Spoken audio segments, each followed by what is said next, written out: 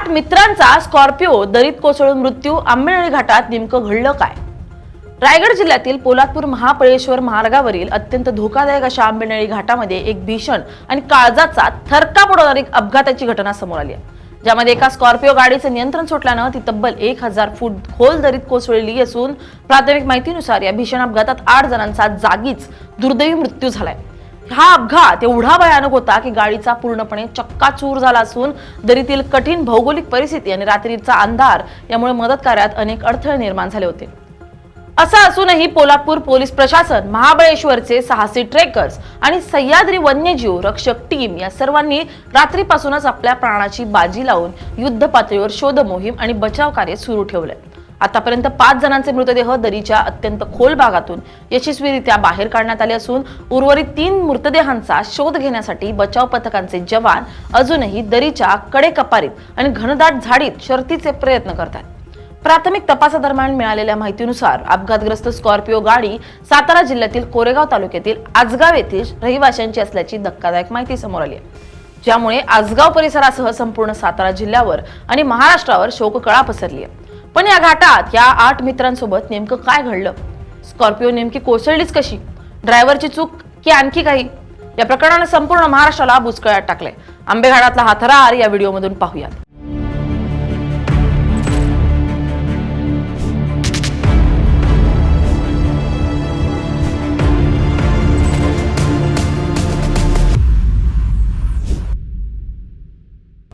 नमस्कार, मी स्नेहल चौधरी, आपण पाहत आहात LS मराठी। हा भीषण अपघात ज्या ठिकाणी घडला तो परिसर अत्यंत दुर्गम आणि निसरडा असून यापूर्वी घडलेल्या अनेक मोठ्या दुर्घटनांची आठवण करून देणारा ठरलाय।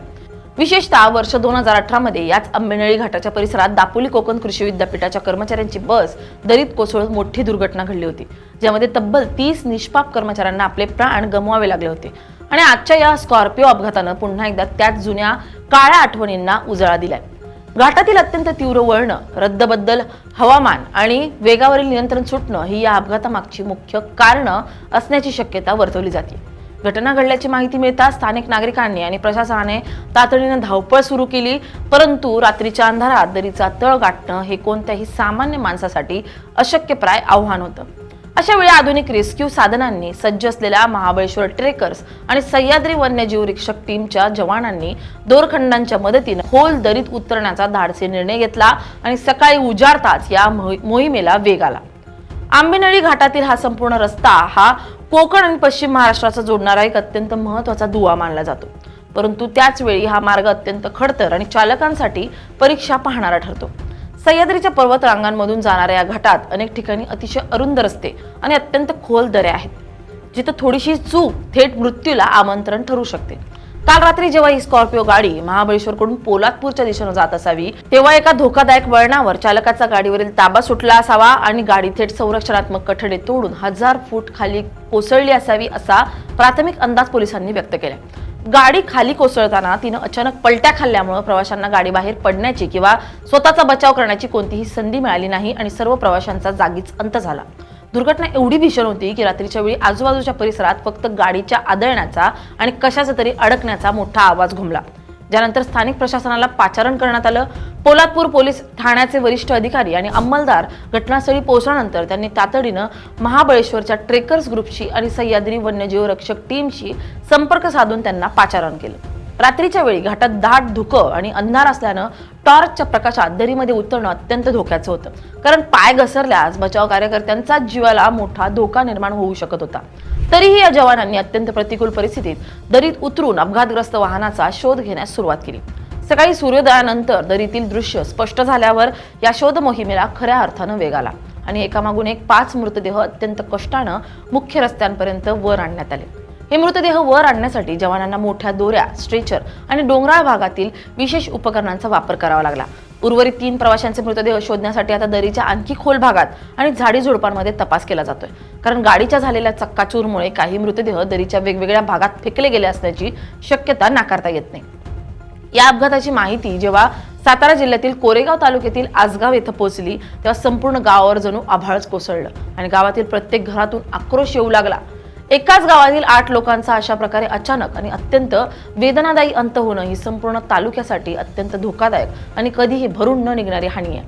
मृत व्यक्तींच्या नातेवाईकांनी तात्काळ पोलादपूर आणि महाबळेश्वरच्या दिशेने धाव घेतली असून रुग्णालयाबाहेर अत्यंत हृदयद्रावक वातावरण पाहायला मिळते।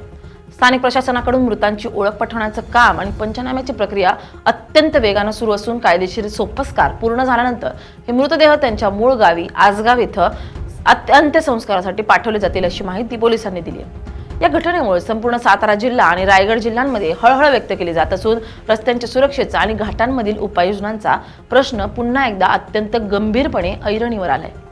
आंबेनळी घाटातील अपघातांची मालिका ही अत्यंत जुनी आणि चिंताजनक आहे, कारण दरवर्षी पावसाळ्यात किंवा हिवाळ्यात आणि रात्रीच्या वेळी लहान मोठे अपघात घडतच असतात। या घाटातील भौगोलिक रचना अशी आहे की इथं गाडी चालवताना चालकाला प्रचंड एकाग्रता ठेवावी लागते, कारण इथली वळणं अत्यंत नागमोडी आणि अचानक समोर येणारी असतात। वर्ष 2018 मधील बस दुर्घटनेनंतर शासनानं आणि सार्वजनिक बांधकाम विभागानं या घाटात काही ठिकाणी संरक्षक लोखंडी कठडे आणि सिमेंटचे ब्लॉक बसवले होते, परंतु कालच्या अपघातावरून हे स्पष्ट होतंय की कठडे एवढ्या मोठ्या वाहनाचा वेग आणि भार सोसण्यास अपुरे पडलेत। अनेक सामाजिक संस्था आणि स्थानिक नागरिकांनी घाटातील धोकादायक वळणांवर अधिक मजबूत क्रॅश बॅरियर्स बसवण्याची, रात्रीच्या वेळी पुरेशा प्रकाश व्यवस्था करण्याची आणि दाट धुक्याच्या वेळी चालकांना सावध करणारे डिजिटल फलक लावण्याची मागणी वारंवार केली आहे। मात्र अजूनही यावर ठोस आणि कायमस्वरूपी उपाययोजना झालेली दिसत नाहीये। पोलादपूर पोलीस आणि महाबळेश्वर पोलिसांनी घाटातील वाहतूक काही काळासाठी नियंत्रित केली आहे, जेणेकरून बचाव पथकांच्या वाहनांना आणि रुग्णवाहिकांना येण्या जाण्यासाठी कोणताही अडथळा निर्माण होणार नाही। या भीषण अपघातानं पुन्हा एकदा सर्व वाहन चालकांना एक मोठा धडा दिला असून घाटातून प्रवास करताना वेगाचा अतिरेक न करणं, वाहनाची स्थिती उत्तम ठेवणं आणि रात्रीचा प्रवास शक्यतो टाळणं किती आवश्यक आहे हे दर्शवून दिलंय। Bureau report LS Marathi.